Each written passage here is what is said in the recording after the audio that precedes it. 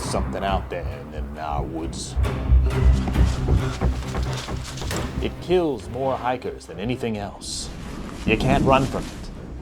It's always watching. Oh, I'm so scared.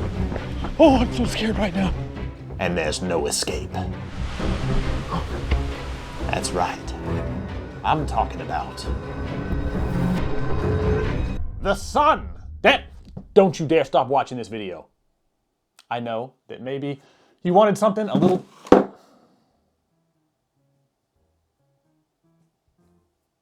I know that maybe you wanted something a little bit more exciting. Something like wolves or bears or Mothman. But no, this is actually a real issue, and it's something that really needs to be talked about. We're going to talk about heat stroke, and we're going to talk about heat exhaustion, which are two things that are very often confused with one another. So we're going to clear that up, and I've reached out to a few people on my least favorite website who are going to give their firsthand testimonies of what it was like to suffer heat exhaustion and heat stroke. By the end of this video, you'll understand that heat stroke is no joke.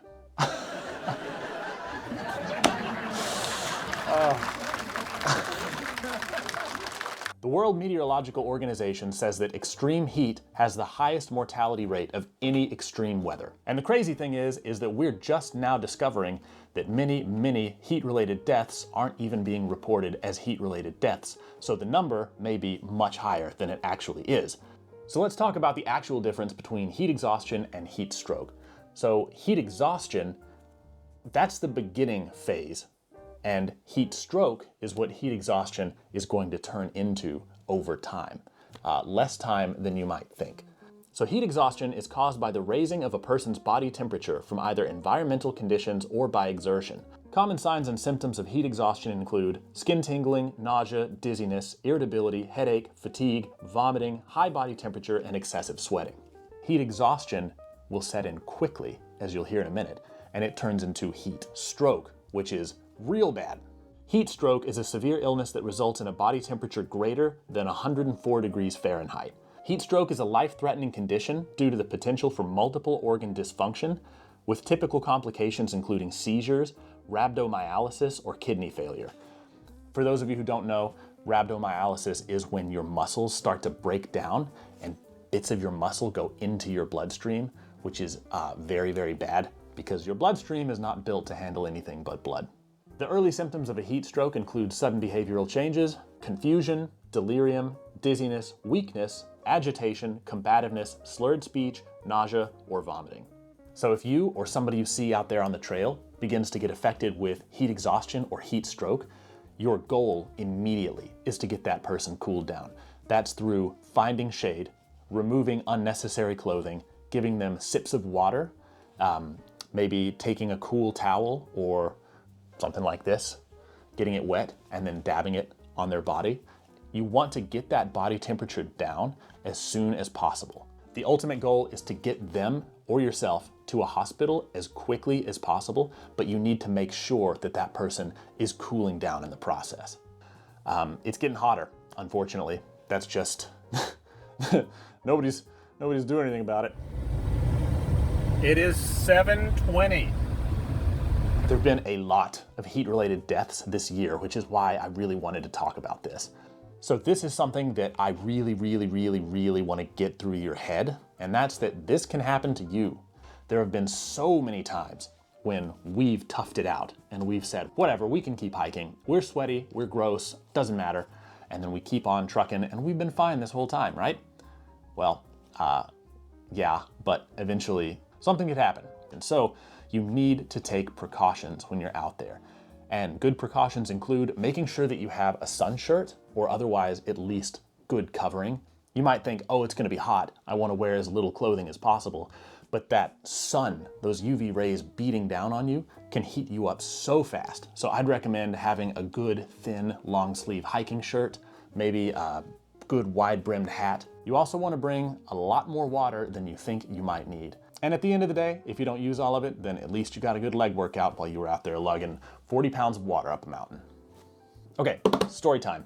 So I went onto Reddit and I looked for people who have suffered from heat exhaustion and I asked them about their experiences, specifically how they felt going into the early stages of heat exhaustion and how we can better identify that if it happens to us. So one user told me, I had a job on crew restoring historic buildings. One day I was nailing cedar shingles to a roof. I was 3 or 4 feet from finishing a row when I suddenly became aware of being very thirsty.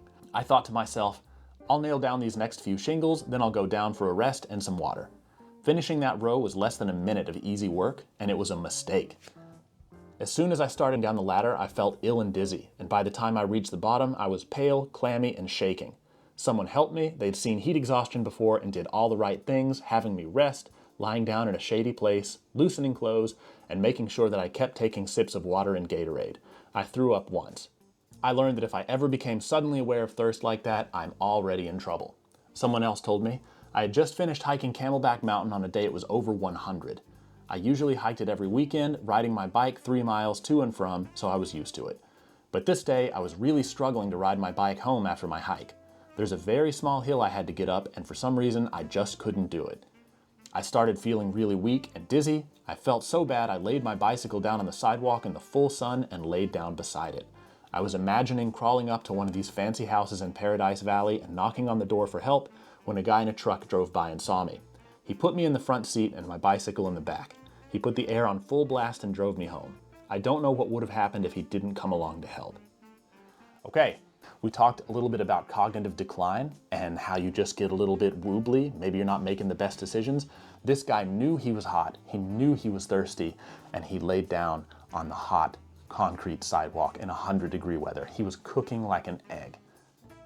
That goes to show you that you're not all the way up there anymore when this kind of thing sets in. And it's very good that somebody came by to help him. Last, someone gave me their story. This is really interesting because he was filming the day that this happened, so we have a lot of this footage. We don't have footage of the heat exhaustion. I think they just turned their camera off and took care of themselves when that happened, but the footage still provides some interesting context. My wife and I went out in September to hike the Peralta Trail and the Superstitions outside Phoenix, Arizona. Superstitions is an awesome name for a range. Our reason to hike was actually to test how we did in the heat because we were hiking the Grand Canyon in a few weeks and wanted something a little less committing. So they were out there to get hot. It was a 5.6-mile trail with about 1,400 feet of elevation gain, nearly full sun exposure. On the way up, my wife gets goosebumps and we stop to evaluate. She's one of those people who doesn't want to complain. This is how you get in trouble. On the way down, the clouds cleared and the breeze went away. It was hot and getting hotter.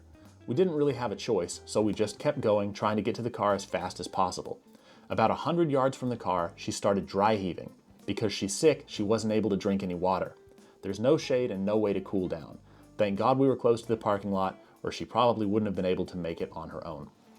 So this guy, I actually talked to him for a little bit, and he's a very experienced hiker. Both him and his wife have gone to a bunch of really cool places, and he's not somebody who makes rookie mistakes. So this is important to discuss because this happened to him and his wife, who both know what they're doing. Again, if it happens to you, find shade, get water, get cooled down, and make a plan to get out of there as quickly as you possibly can.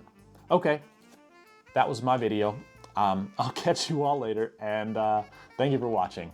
Make sure to subscribe, and if you have any stories relating to extreme heat or just extreme weather conditions in general, and you think that that story might be something that others could benefit from, educate us. Put it down here in the comments and let us know how you got out of that sticky situation and how we might be able to get out of that situation too. Knowledge is power. All right, have a good day, and I'll catch you all next time.